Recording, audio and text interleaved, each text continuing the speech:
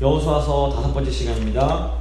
여호수아서 지난 시간에 저희가 여호수아서 6장 여리고성 점령에 관한 말씀을 함께 살펴봤습니다. 여리고성 점령은 영적 전쟁의 원리를 우리에게 알려줍니다. 그래서 여호수아서 여리고성 전쟁을 보면 그 전쟁 자체가 하나님께 예배드리는 제의적인 모습이 있었음을 저희가 볼 수 있습니다. 그래서 하나님께 온전히 예배하고 하나님께 말씀에 순종할 때에 승리가 주어진다라는 이런 원리가 있었습니다. 이제 오늘은 7장 8장인데 아이성을 점령한 얘기입니다. 그리고 7장은 아이성을 정복하려다가 실패한 이야기가 7장입니다. 아이성 지도 보시면 여리고성이 여기 있으면 아이성 이쪽에 있는 겁니다. 먼저 1절 보시면 저희가 함께 읽었는데 이스라엘 자손들이 온전히 바친 물건, 이걸 이제 헤렘이라고 부릅니다. 헤렘으로 말미암아 범죄하였으니 이는 유다 지파 세라의 증손 삽디의 손자 갈미의 아들 아간이 온전히 바친 물건 헤렘을 가졌습니다. 여호와께서 이스라엘 자손들에게 진노하시니라. 그리고 온전히 바친 물건이라고 되어 있는 이 단어는 히브리어로 헤렘이라고 부릅니다. 헤렘은 완전히 진멸시켜서 하나님께 바치는 것을 의미합니다. 진멸할 때 그런 헤렘이라는 단어를 씁니다. 여리고성 점령할 때 하나님은 모든 물건을 온전히 바치라 헤렘 이렇게 말씀하셨습니다. 여호수아서 6장 너희는 온전히 바치고 그 바친 것 중에 어떤 것이든지 취하여 너희가 이스라엘 진영으로 바치는 것이 되게 하여 고통을 당하게 되지 않도록 오직 너희는 그 바친 물건에 손대지 말아라. 하나님이 미리 말씀을 해주십니다. 근데 하나님께서 모든 민족을 모든 전쟁에서 다 헤렘을 명령하지 않으십니다. 특별한 경우에 헤렘을 싸그리 없애는 것, 아무것도 소유하지 않고 완전 진멸시키고 파괴하고 태워버리는 것을 헤렘이라고 부르십니다. 여리고성은 헤렘이었지만 나중 보시면 아시겠지만 아이성은 헤렘은 아니었습니다. 이 헤렘은 하나님을 강력하게 거부한 죄에 대한 하나님의 그 진노와 심판, 무서운 심판을 상징합니다. 여리고성은 하나님께 크게 범죄했고 그래서 이에 합당한 심판을 받는 것이었습니다. 그래서 여리고성과 이스라엘 싸움은 사실 단순한 이 민족 간의 싸움이 아니었습니다. 어떤 의미에서 이 여리고성은 하나님의 직접적인 심판, 헤렘의 심판을 받는 것이었고 이스라엘은 그 심판을 대행하는 대행자에 불과했습니다. 그래서 대행자는 헤렘에 절대로 손대면 안 되는 거였습니다. 헤렘에 손을 대는 순간 그 손댄 사람도 역시 헤렘이 되어버리기 때문에 그렇습니다. 근데 이제 보시는 것처럼 이스라엘 백성 중에서 아간이라는 사람이 헤렘에 손을 대게 됩니다. 마땅히 파괴해야 될 물건인데 너무 좋아 보이니까 그것을 가졌던 겁니다. 그래서 우리는 아간 역시 아담과 하와의 후손이라는 것을 볼 수 있습니다. 탐욕 때문에 먹지 말아야 할 것을 먹었던 그 어리석은 행동을 똑같이 범하고 만 것입니다. 이 탐욕은 죄인 줄 압니다. 죄인 줄 알지만 참지 못하고 하나님이 정해두신 그 선을 넘어가는 것, 이게 이제 탐욕입니다. 탐욕을 단순히 선악과 이렇게 여리고성 물건 손대는 걸 생각하시면 안 됩니다. 우리 안에도 이 탐욕이 있습니다. 안 되는 줄 알지만 참지 못하고 하는 것들, 저희는 다 이 탐욕이 다 있습니다. 여기서 주목해야 될 건 뭐냐면 이 아간의 탐욕을 하나님이 이스라엘 자손 전체의 죄로 간주하신다는 겁니다. 이스라엘 자손이 온전히 바친 물건으로 말미암아 범죄했다 이렇게 말씀하십니다.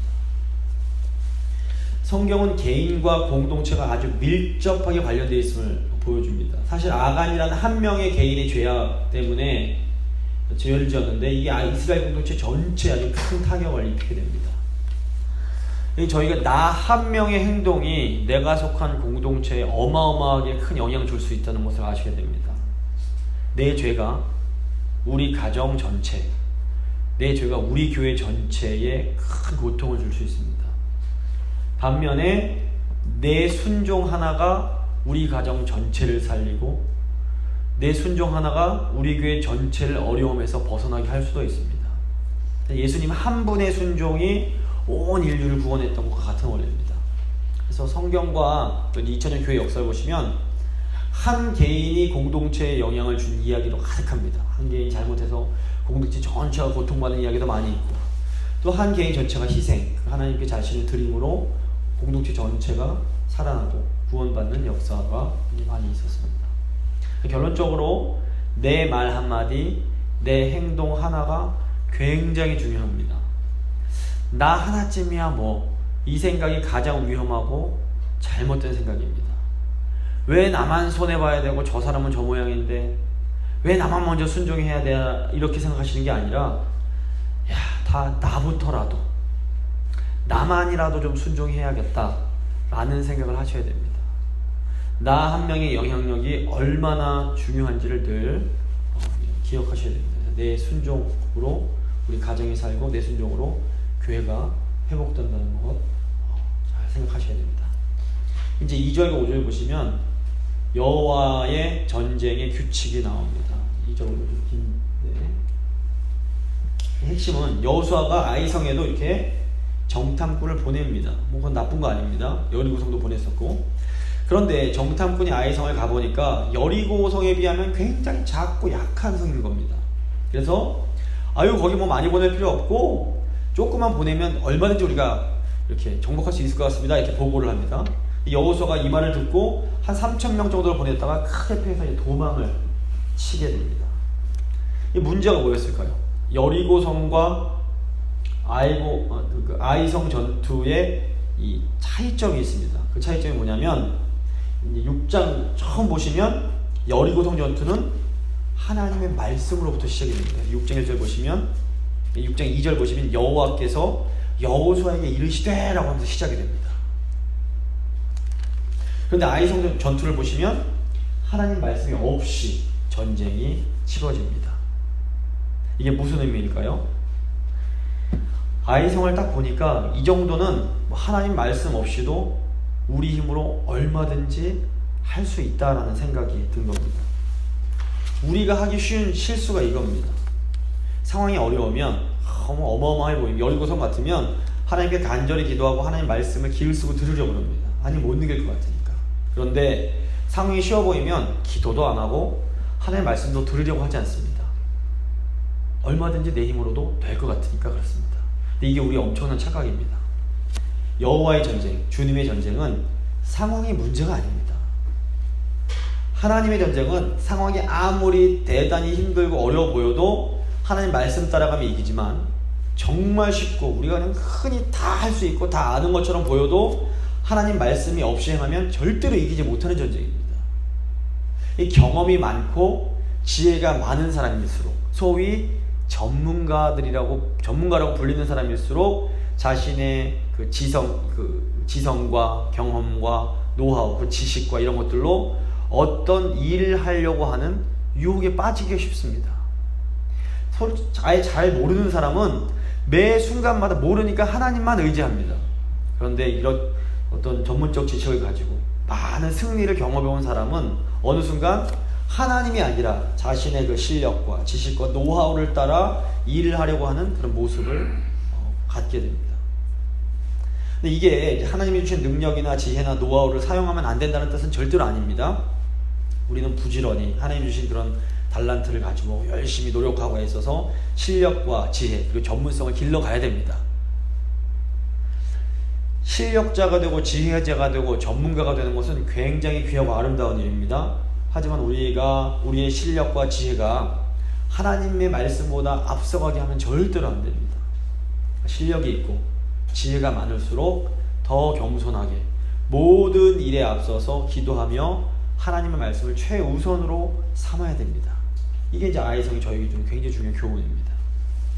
6절과 9절 보시면 지도자의 책임이 나옵니다. 여호수아가 옷을 찢고 이스라엘 장로들과 함께 여호와의 궤 앞에서 땅에 엎드려 땅에 티끌을 뒤집어 쓰고 저물도록 있다가, 전투에서 이제 패하자 여호수아가 옷을 찢으면서 고통과 슬픔을 표현합니다. 그리고 장로들과 함께 언약궤 앞에서 땅에 엎드려서 머리에 티끌을 다 뒤집어 씁니다. 이 언약궤는 아시다시피 하나님의 말씀을 상징합니다. 티끌을 뒤집어 쓰는 것은 자신들의 잘못을, 그 수치를 인정하는 겁니다. 내가 잘못했구나. 이 여호수아가 뭐 한 거냐면 지금 그 이스라엘의 지도자들, 리더들인 장로들과 함께 하나님 말씀 앞에서 우리가 잘못했다는 것을 이제 고백하는 겁니다. 이 태도가 굉장히 중요합니다. 어떤 사건이 터졌을 때 이거 내 잘못이다. 사실 여호수아가 장로들이 아니라 이건 아간이 잘못한 겁니다. 근데 영적 지도자들도 잘못이 없는 건 아닙니다. 잘못이 무엇입니까? 정탐꾼 말만 듣고 하나님께 묻지도 않고 그냥 자기의 판단에 의해서 아이성을 공격했던 것입니다.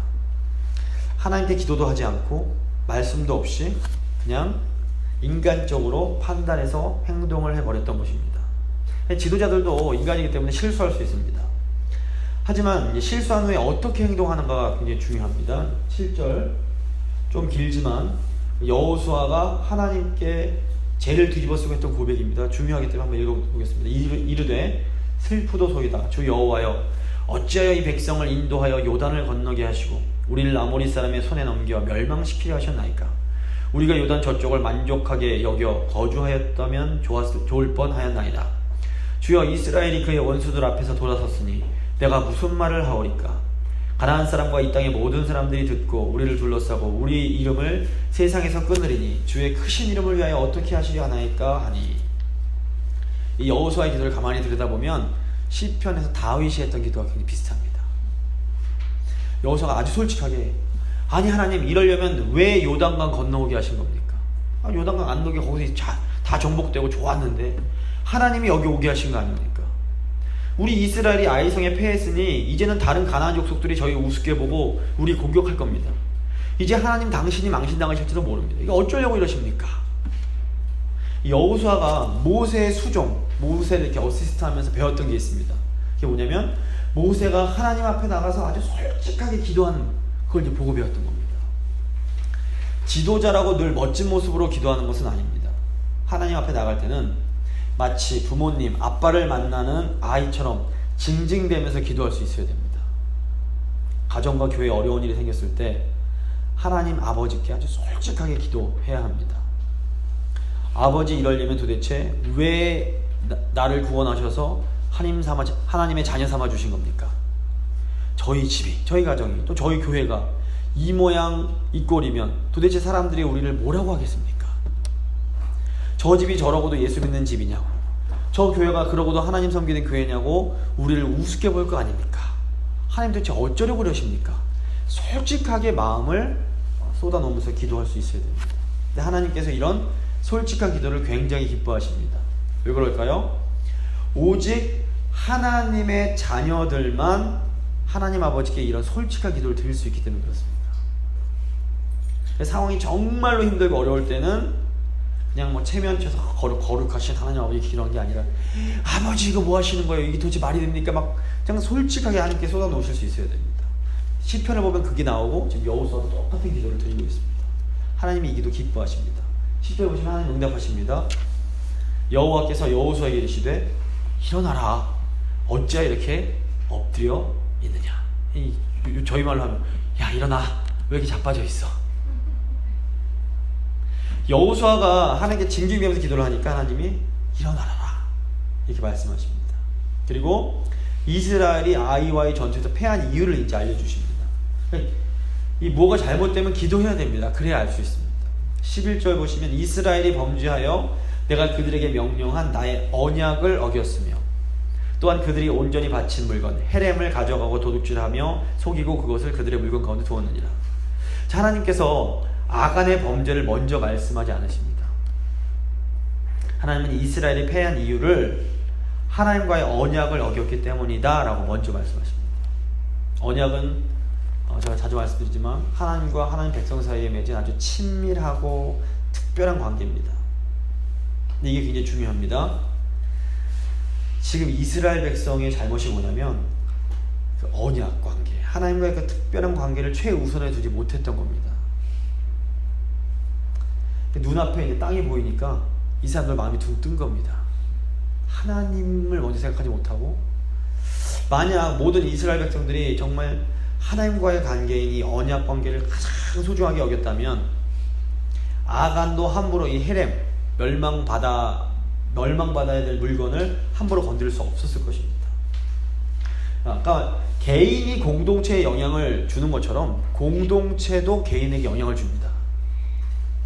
어떤 공동체든지 소위 그 공동체 분위기라는 게 있습니다. 예를 들어서 어떤 공동체가 있는데 서로 그냥 맨날 미워하고 비난하고 정죄하는 분위기 공동체입니다. 이런 공동체에서는 서로 칭찬하고 격려하는 게 굉장히 어색합니다. 그래서 설령 어떤 한 사람이 좀 진짜 좀 칭찬해 주려고 해도 칭찬하는 말도 막 베베 꽈갖고 왜곡해서 받아들입니다. 그러니까 이렇게 서로를 계속 비난하고 정죄하는 공동체는 이 땅에서 지옥의 모델하우스에 해당됩니다. 그러니까 이 땅에서 지옥을 보여주는 겁니다. 지옥이 이런 데야 보여주는 겁니다. 반면에 어떤 공동체가 있는데 서로 정말 사랑하고 위로하고 격려하는 분위기가 흘러넘칩니다. 이런 분위기에서는 누가 좀 밉더라도 다른 사람을 비난하기 어려운 비난하고 험담하는 게 어렵게 됩니다. 이런 공동체에서는 누가 누굴 이렇게 비난하고 흉보는 것을 좋아하는 사람은 점점 고립되고 외로워질 수밖에 없습니다.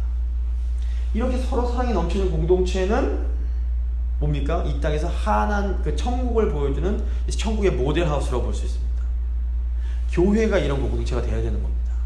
그래서 사람들 교회 들어와 보면 세상과는 다른 겁니다. 다 부족함이 많은 것 같은데도 서로 너무 사랑해주고 아끼고, 그러니까 야, 이런 데가 있구나. 그러면서 그렇다면 이 사람들이 믿는 하나님은 누구며 이 사람들이 전파하는 천국은 도대체 어떤 곳일까? 막 기대가 생겨나고 나도 예수님 믿어야겠다 이런 생각이 들게 되는 겁니다. 근데 이스라엘 공동체가, 공동체 전체가 하나님을 경외하면서 정말 하나님을 너무 사랑하면서 죄 짓는 걸 두려워했으면 이 아간이라는 사람도 정말 어떻게 보면 담대하게 이 탐욕에 이끌려서 이 헤렘에 손을 대지 못했을 겁니다. 그렇기 때문에, 근데 이스라엘이 그렇지 못했기 때문에 아간의 개인이 지은 범죄지만 공동체 전체가 그 죄에 대해서 책임을 함께 질 수밖에 없었던 겁니다.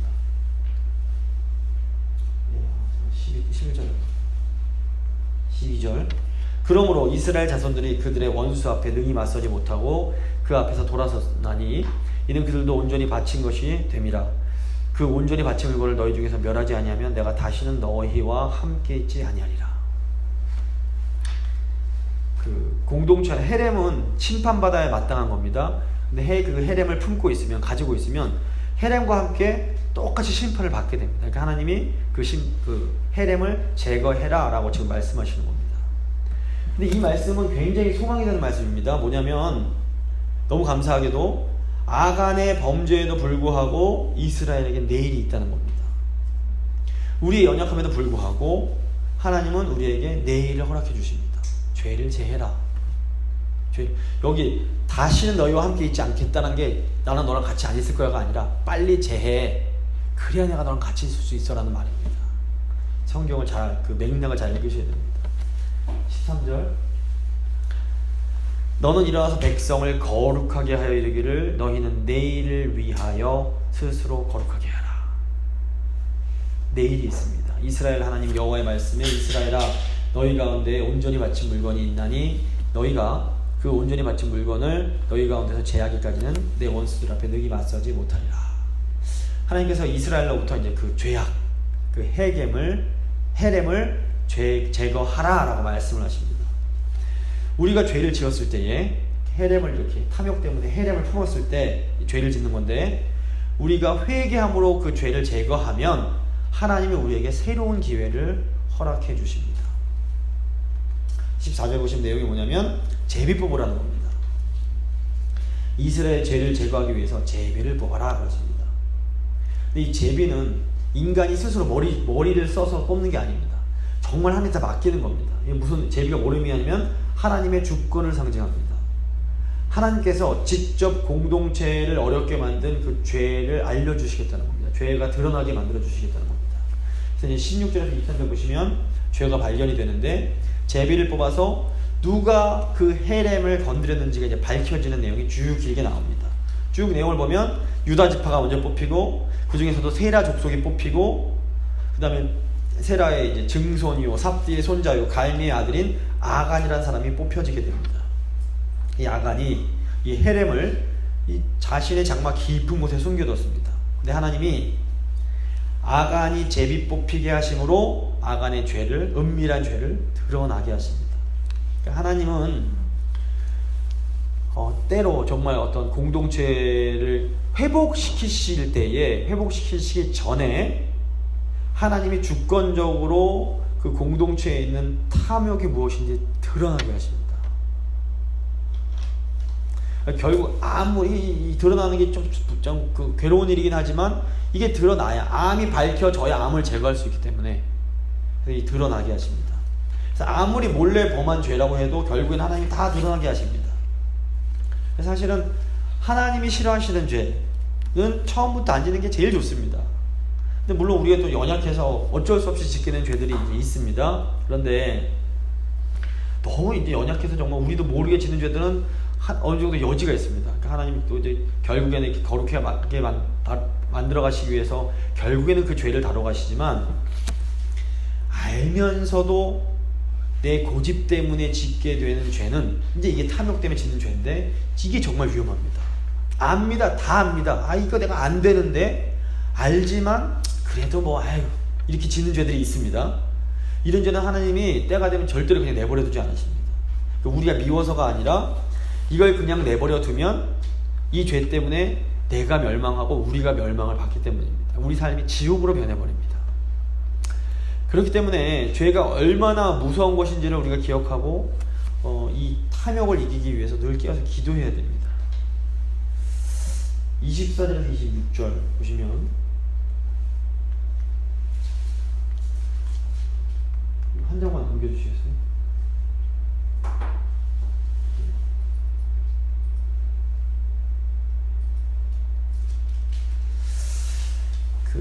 여호수아가 이스라엘 모든 사람과 더불어 세라의 아들 아간을 잡고 그 은과 그 외투와 그 금덩이와 그의 아들들과 그의 딸들과 그의 소들과 그의 나귀들과 그의 양들과 그의 장막과 그에게 속한 모든 것을 이끌고 아골 골짜기로 가서 여호수아가 이르되 내가 어찌하여 우리를 괴롭게 하였느냐, 여호와께서 오늘 너를 괴롭게 하시리라 하니 온 이스라엘이 그를 돌로 치고 물건들로 돌로 치고 불사르고 그 위에 돌무더기를 크게 쌓았더니 오늘까지 있더라. 여호와께서 그의 맹렬한 진노를 그치시니 그러므로 그곳 이름을 오늘까지 아골 골짜기라 부르더라. 헤렘을 건드리면 그 사람도 헤렘이 되어버립니다. 탐욕 때문에 심판당할 죄를 꽉 붙잡으면 그 죄와 함께 같이 무서운 심판을 당하게 되는 것입니다. 여기 보시면 아간의 그 자녀들까지, 어린 자녀들까지 다 이렇게 같이 심판을 당합니다. 사실 아간이 범죄할 때 내가 애들한테 모아놓고 내가 이 죄를 지을까 말까 상의 안 했을 겁니다. 아버지를 멈춥니다. 그럼에도 불구하고 왜 아간의 자녀들까지 이렇게 멸망을 당해야 될까요? 여기에 대해 대표성의 원리가 적용이 됩니다. 대표가 잘못을 하면 그 영향이 공동체 전체에 영향을 주고 그 처벌도 공동체 전체가 받게 되는 겁니다. 가장이 잘못하면, 가장이 이제 이렇게 보증을 쓰면 가족 전체가 영향을 받는 거랑 마찬가지입니다. 이 대표성의 원리는 오늘날 현대사회도 여전히 적용이 됩니다. 그래서 요즘 어떤 대기업 총수들이 잘못하면 그 기업 전체가 고생을 하는데, 그 기업 총수가 잘못하면 그 기업 전체가 영향을 받고, 교회도 어떤 목사가 큰 실수를 하면 목사 개인뿐 아니라 교회 전체가 큰 영향을 받을 수밖에 없습니다. 이 교회는 마치 유기체와 몸과 같아서 발이 다치면 발만 문제가 아니라 몸 전체가 어디를 가지를 못하는 것과 마찬가지입니다. 그래서 성경 곳곳에 이 대표성의 원리가 많이 나옵니다. 아담부터 시작해서 예수님, 대표입니다. 그래서 대표성을 가진 리더가 너무 중요합니다. 국가로 치면 대통령이 너무 중요하고, 교회로 치면 목사, 장로가 너무 중요합니다. 그래서 이 대표자들, 권위자들을 위해서 기도를 많이 해주셔야 됩니다. 대표가 흔들리면 다 흔들리기 때문에. 한편 또 기억해야 될 게 뭐냐면, 하나님은 이 관계의 정도에 따라서 요구하시는 거룩의 정도가 다릅니다. 하나님과 더 관계가 깊은 사람일수록 하나님은 더 깊은 거룩을 요구하십니다. 초신자한테 요구하시는 거룩과 교회 장로나 목사한테 요구하시는 거룩은 다를 수밖에 없습니다. 이스라엘이 시내의 산에서 언약 맺기 전에 요구하시던 수준과 언약 맺은 후에 요구하시는 수준이 다릅니다. 이게 결혼식 하기 전과 후가 다른 것과 마찬가지입니다. 그래서 언약 후에 이스라엘이 범죄한 데에 대해서는 금송아지 먼저 아주 가혹하리만치 무서운 징벌을 받게 됩니다. 이 아간 사건 같은 경우에는 가나안 땅에 처음 이제 들어가서 하나님의 나라를 세워야 가야 하는 시기입니다. 초창기입니다. 그래서 하나님은 더 높은 기준을 요구하십니다. 신약에서도 사도행전에 아나니아와 삽비라 얘기가 나오는데 거짓말했다고 죽임을 당합니다. 이게 좀 너무한 거 아니야 하는 생각이 드시는데, 이때도 시기적으로 굉장히 중요한 시기입니다. 신약의 교회, 우리 주님의 교회가 처음으로 세워지는 시기였기 때문에 그렇습니다. 그래서 우리 교회도 지금 어떤 의미에서는 새롭게 시작하는 굉장히 중요한 시기입니다. 어떻게 됩니까? 영적으로 공격도 더 많고 시험거리도 많을 수 있습니다. 근데 이때 이럴수록 정신을 바짝 차리고 말씀에 순종해야 됩니다. 깨어있으셔야 됩니다. 깨어있는 게 뭐냐면 성령 충만해서 말씀에 완전히 사로잡혀야 됩니다. 이 말씀은 저기 있고 나는 여기 있으면 질 수밖에 없습니다. 말씀이 나를 완전히 사로잡고 있어야 됩니다. 그래야만 저희가 죄를 이길 수 있습니다. 8장은 아이성의 승리입니다. 8장 보시면 이제 하나님이 이스라엘에서 죄를 제거하신 후에 다시 아이성을 점령케 하신 내용입니다. 1절과 2절 보시면 여호와께서 여호수아에게 이르시되 두려워하지 말라, 놀라지 말라, 군사를 다 거느리고 일어나 아이로 올라가라. 보라, 내가 아이 왕과 그의 백성과 그의 성읍과 그의 땅을 다 내 손에 넘겨주었으니 너는 여리고와 그 왕에게 행한 것 같이 아이와 그 왕에게 행하되 오직 거기서 탈취할 물건과 가축은 스스로 가지라. 헤렘이 아니란 얘기입니다. 너는 아이성 뒤에 복병을 둘지니라 하시니, 여리고성 함락시킬 때처럼 이번에는 이제 다시 여호와의 말씀에서 시작이 됩니다. 이거 뭘 의미합니까? 이 전쟁은 이미 이긴 전쟁입니다. 그런데 여리고 전쟁 때와 또 차이가 있습니다. 여리고 정복에서는 이스라엘 백성이 전투라기보다는 일종의 제사 드리는 것, 하나님께 제사하는 것처럼 제의적인 행진을 했습니다. 언약궤가 앞에 가고 뒤에서 따라가고. 그런데 이제 아이성 정복에서는 하나님이 이스라엘 그 군인들을 매복을 지키십니다. 복병을 두게 하십니다. 이건 뭐냐면 진짜로 전쟁에 사용하는 전략입니다. 자, 여리고성의 방법이 있고 아이성의 방법이 있습니다. 어떤 방법이 더 영적인 방법입니까? 여리고성이라고 하시면 틀린 겁니다. 두 방법 다 똑같이 영적인 방법입니다. 하나님 말씀에 순종하는 방법은 다 영적인 방법입니다. 우리가 예배드리고 기도하는 건 영적이지만 함께 회의하고 전략 세우고 이렇게 하는 건 덜 영적이라고 생각하기가 쉽습니다. 근데 절대 그렇지 않습니다. 중요한 건 하나님 말씀을 따르고 있느냐 아니냐입니다. 하나님 말씀 따르는 방법은 다 똑같이 영적이고 거룩한 방법입니다. 성경에서 신령하다라는 게 이제 영어로 스피리추얼인데 영적이다 이런 뜻입니다. 성경에서 영적인 것, 신령한 것은 하나님과 바른 관계에 있는 것을 말합니다. 신령한 사람은 사실 금식도 하고 목소리 이상하게 할렐루야 이런 사람이 신령한 사람이 아니라 하나님과의 바른 관계에 있는 사람이 신령한 사람입니다. 그러니까 예배드리면서도 얼마든지 신령하지 못할 수 있습니다. 예배드리면서도 저번에 이제 그 분인나도 그랬고 이제 이번 돌아오는 주일에 뭐 가인도 예배 드렸습니다. 그런데 영적이지 못했습니다. 반면 그냥 소위 이제 세상이란 말도 좀 이상하긴 하지만 그냥 뭐 이런저런 많은 일들이 있습니다. 직업 가지고 일하시는 하지만 굉장히 영적으로 일하실 수 있는 겁니다. 하나님 사랑하는 마음으로 성실하게 일하는 거, 하나님 보실 때는 기도하고 예배드리는 것만큼이나 영적인 겁니다. 똑같은 겁니다. 이게 종교개혁 정신입니다. 예배하고 기도하고 성경 읽고 이러는 것만 영적이고 신령이라고 생각하는 것은 성경 잘 모르던 중세 때 사고방식입니다. 무슨 일을 하든 죽게 하는 것, 그러면 하나님이 기쁘게 다 받아주시는 겁니다. 그걸 잘 기억하셔야 됩니다. 그래서 아이성 전쟁도 똑같이 영적인 전쟁입니다. 여리고성에서 소리 지르는 것만 영적인 게 아니라 매복하고 전쟁하는 것도 똑같이 영적인 겁니다. 자, 이게 2절에서 23절 보시면 승리의 전략이 나옵니다.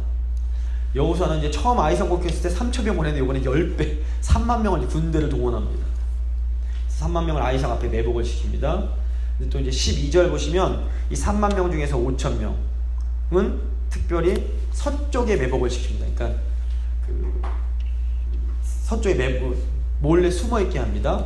그리고 나머지 2,500명이 이제 정말 아이성을 공격해 들어갑니다. 처음 그 3,000명에 비하면 그 2,500명도 8배 이상 많은 숫자가 공격을 하는 겁니다. 이때 막 공격을 해 들어가니까 이제 아이성이 처음에 이겼었으니까 얼씨구나고 또 이제 자신만만해서 성에서 나와서 이제 그 이스라엘 군대를 막 추격해 들어갑니다. 이제 막 이제 속여서 이렇게 피신 후퇴하는 것처럼 쭉 할 때 매복했던 사람들이 아이성 들어가서 점령을 해버립니다. 이런 방법으로 전략적인 방법으로 이번에는 아이성을 점령하게 됩니다. 근데 뭐 이런 전쟁 방법이 중요한 게 아니라 주목할 게 몇 가지 있습니다. 첫 번째로 여호수아가 차출한 군사들이 일반 병사가 아니라 최고의 능력을 가진 용사라는 단어를 씁니다. 이제 나중에 다윗 얘기 나올 때 용사라는 단어가 나오는데 그 단어는 똑같은 단어를 씁니다. 처음에는 인간적인 판단으로 3,000명의 군인들을 보냅니다. 자신들의 능력을 믿고 이 정도야 뭐 할 수 있지 이런 생각으로 이제 보냈던 겁니다. 그런데 뭐 이제 잠언에 나오는 것처럼 교만은 패망의 선봉이요 거만한 마음은 넘어짐의 앞잡이입니다. 그래서 완전히 부서지고 나니까 이제는 정신을 차리고 성실하게 임합니다. 10배나 많은 군사들을 동원하고 실력면에서도 아주 그냥 실력 있는 용사들을 파견하게 됩니다. 저희가 어떤 일을 하나님의 일을 또는 우리 세상 일을 할 때도 마찬가지지만 약한 상대라고 우습게 보는 것은 내가 지겠다 멸망하겠다는 지름길입니다. 우습게 본다는 건 제가 교만한 거기 때문에.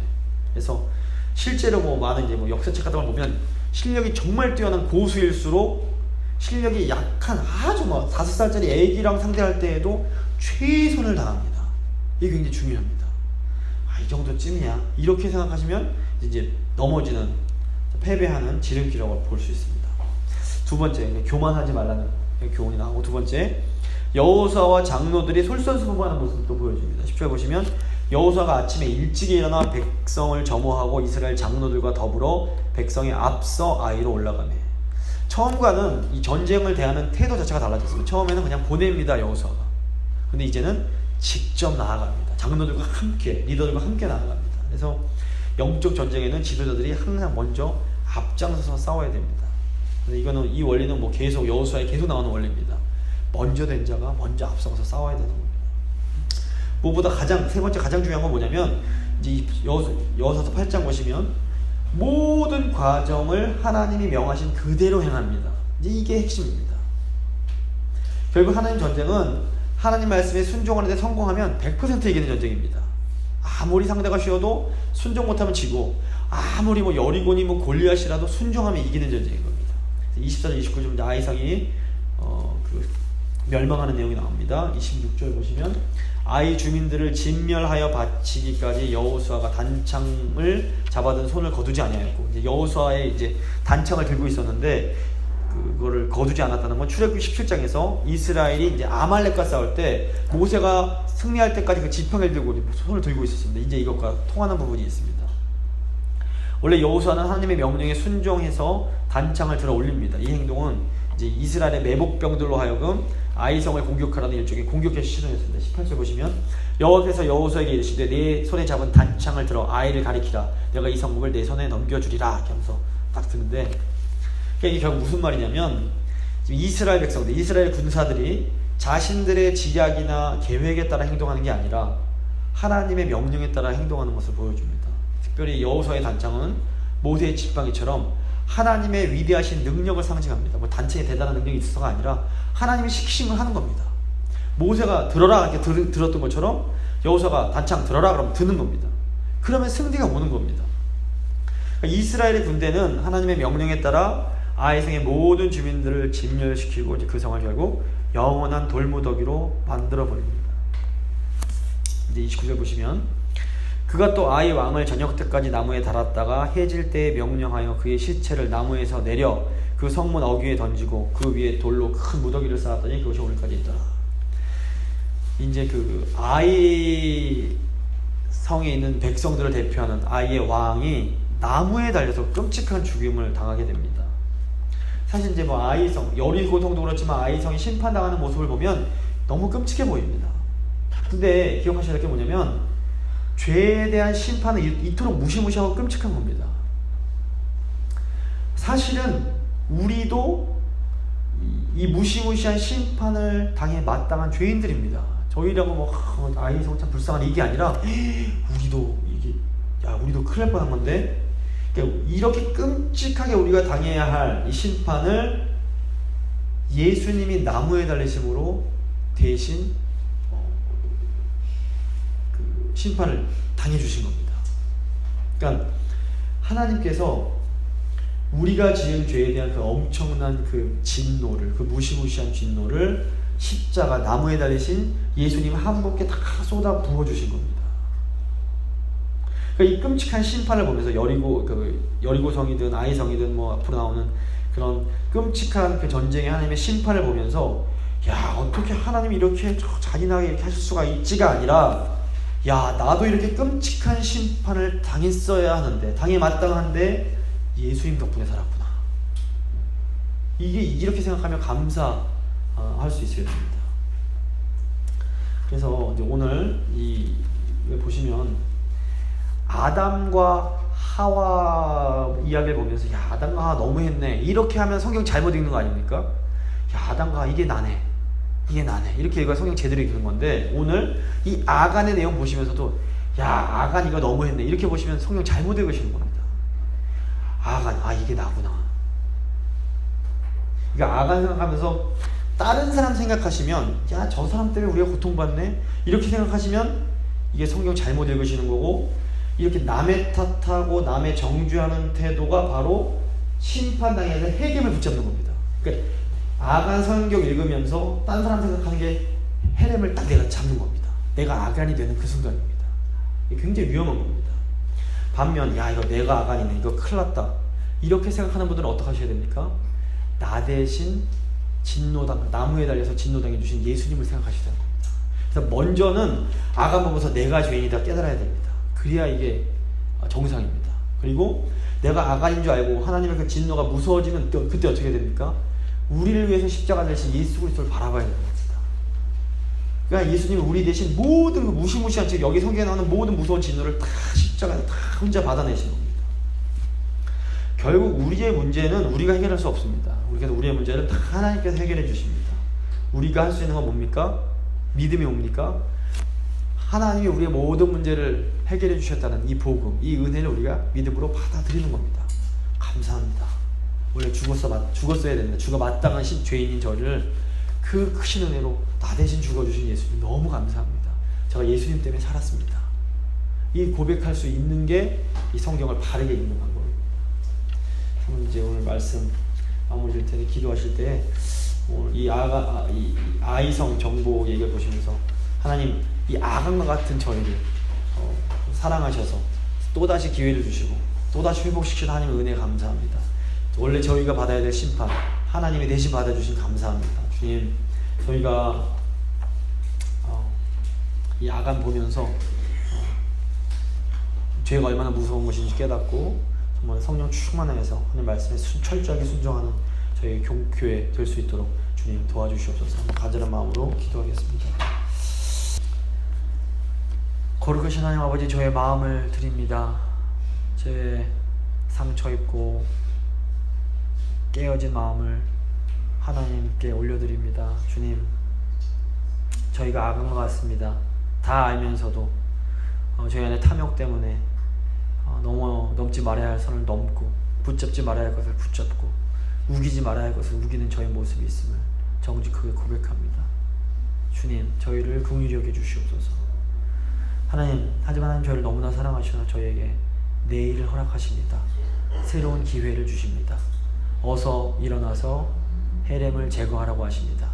저희가 버려야 할 죄악들을 빨리 버리라고 하십니다. 주님이 버리라고 하실 때에 과감히 단호하게 돌을 들어 그것을 찍어 버릴 수 있도록, 태워 버릴 수 있도록, 그것에 돌무더기를 쌓을 수 있도록 주여 도와주시옵소서. 하나님, 여리고성과 아이성의 그 전쟁을 통해서 저에게 승리의 비결을 알려주시면 감사합니다. 저희가 이길 수 있는 방법은 오직 하나님의 말씀을 따르는 것, 그거 하나밖에 없음을 고백합니다. 말씀이신 예수 그리스도께서 2000년 저희를 찾아오셨습니다. 저희를 위해 모든 죄를 다 뒤집어 쓰시고 십자가를 지셨습니다. 하나님, 저희가 받아야 할 마땅한 진노를 예수님 한 분께서 다 친히 받아내셨습니다.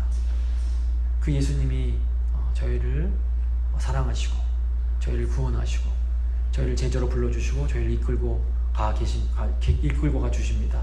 아버지, 감사드립니다. 저희가 다른 것 바라보지 않게 하시고 세상의 어떤 것, 세상의 기준 이런 것들 바라보는 것이 아니라 오직 우리의 구주 되시는 예수님 한 분만 바라보고 갈 수 있도록 주여 도와주시옵소서. 저희 삶의 소망과 저희 삶의 기준과 저희 삶의 모든 것이 오직 예수님 한 분만이 기준이 될 수 있도록 주여 도와주시옵소서. 이 길 잘 갔을 때 주님께서 잘했다, 수고했다 칭찬받는 정말 주님의 착한 종들 다 될 수 있도록 주여 큰 은혜를 베풀어 주시옵소서. 주님 은혜 감사드리며 귀하신 주 예수 그리스도의 이름으로 기도드립니다.